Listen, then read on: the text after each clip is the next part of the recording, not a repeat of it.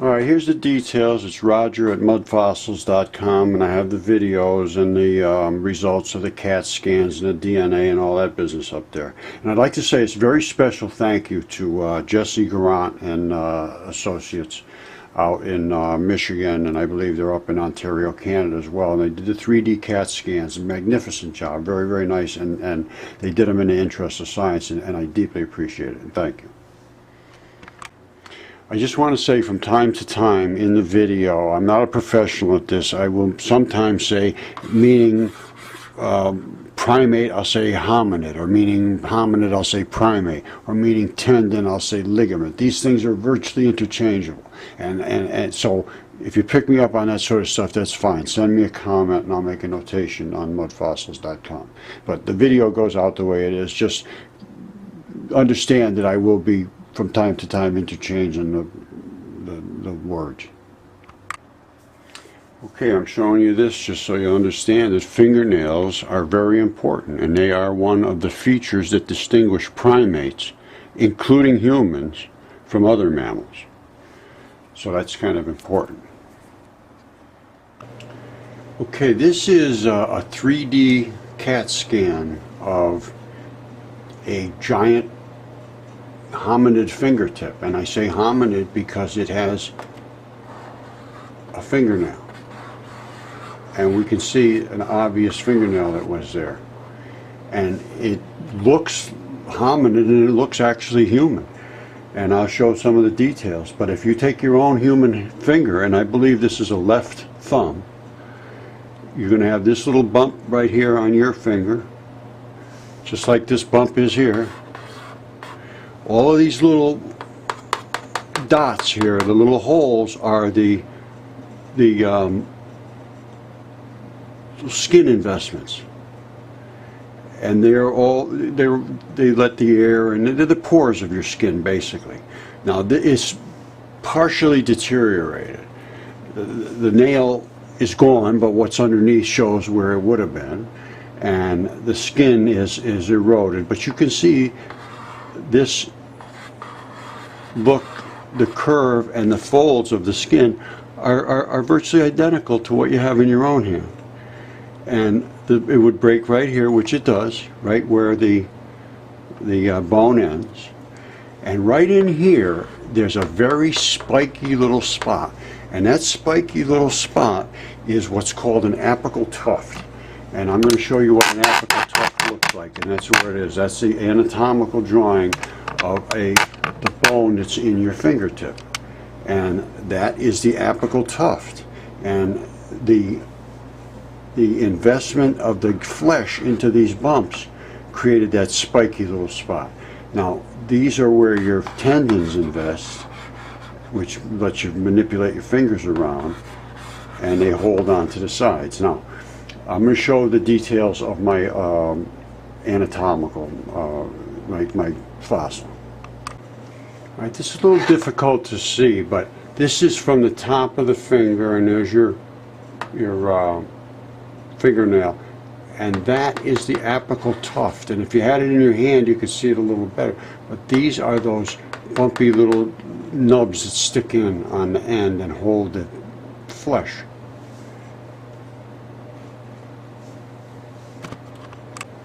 Alright, you've seen the apical tuft, and this is the tip of the finger, and it's going back this way towards the body. This is the distal end, and this round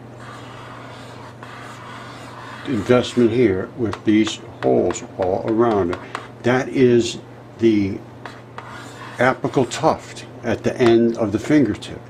And there's a whole bunch of little investments in here where all the flesh holds itself in, and it's a very gnarly end. And on the other side, it also has that apical tuft is semi-exposed. But this is very slightly degraded. This is not degraded much at all. And these pads here are the pads of your finger. And if you can feel your own finger has a little lump here or there that give these pads, and then it's got a little divot in the middle. Alright, this is the CAT scan of the 3D image of the tip of that finger that has the fingernail showing, and this is the end towards the body. I believe they call it the proximal end, and the other end is the furthest away from the body, the tip. Now, I believe this is the bone. I have an anatomical specialist who's going to be looking at this, a structural guy that does autopsies and very, very, very good at this stuff. He'll know better. All right, these shots show the areolar tissue. Now, areolar tissue is between the surface and the basement layer. There's a areolar layer, which areolar means holy. It's got a lot of holes in it and a lot of voids, and that is the squishy little layer that's on top of your skin. The skin is right on the outside. You got these little holy spots, and then you've got the basement layer underneath, and that's what's called areolar tissue. And we can see as you scan up through here where these things are. And you can see it's areolar tissue, and it's all around the whole fingertip. It has that areolar tissue. That's just the nature of the soft, loose connective tissue. All right, this is a shot of the fingertip that has the bone stain here, the ferrous bone stain, and it has an apical tuft which is in this bone. You can see this. You see the outline of the bone that's in here? That apical tuft is in there. The bone would be here and here. It's a lot of erosion, and the apical tuft would actually be inside there. And there's a center, and then there's a bunch of emplacements on the side, and that's how the flesh invests itself into the fingertip. It's going to be kind of hard to see, but literally this is a different kind of tissue than this down here. That's like in the palm of the hand. This is like the deep flesh of the hand, and it almost looks like somebody pasted it on there, but it isn't. It's just how it's made. I mean, it's the same as your hand is made, and this is gigantic, 36 inches across.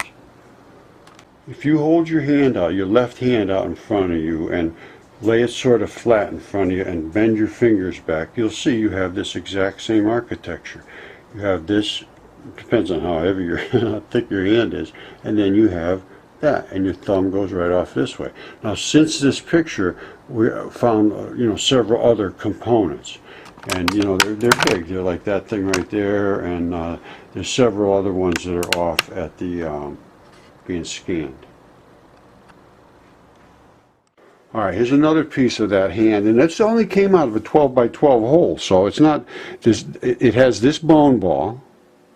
And come over here, follow this over here to this. This is the same place, and there's connective tissue, the white connective tissue, these are tendons. And there's like 3 of them, they run all together. Zoop, zoop, zoop, all 3 together, and then they latch over here and they do all kinds of things. But this wraps right around like that, you see that? And underneath there is the ball. Now, if you eroded this away, that ball would be right there.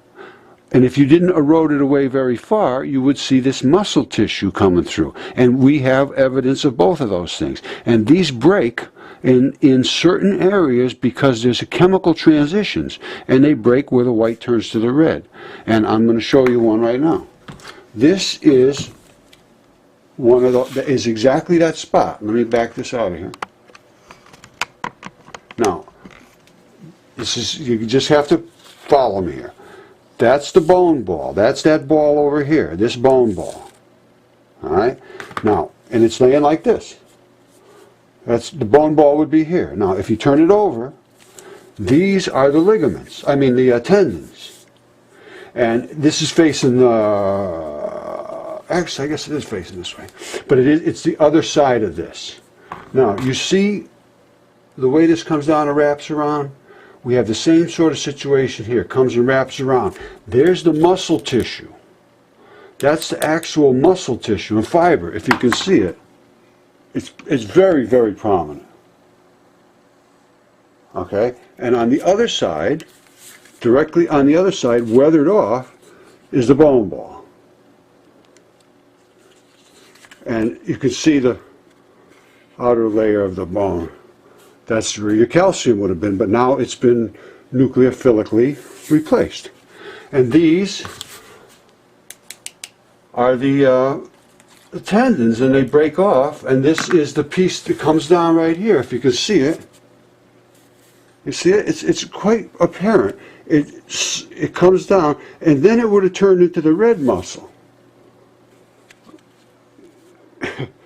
I don't know what else to say. That's what I see. And that's this place right here.